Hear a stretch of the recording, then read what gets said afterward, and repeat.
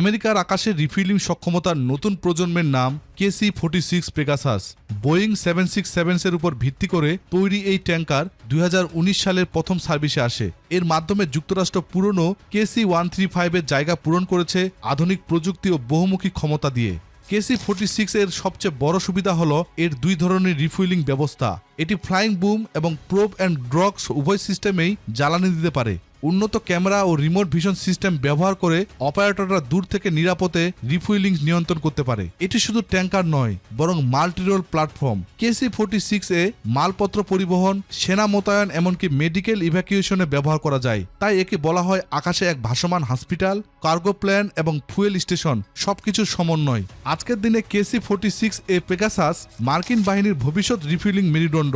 এর উন্নত sensor, cyber প্রতিরক্ষা ও বহুমুখী সক্ষমতা যুক্তরাষ্ট্রকে শুধু আকাশের টিকে থাকতে নয়, বরং বৈশ্বিক শক্তি প্রদর্শনেও এগিয়ে রাখছে।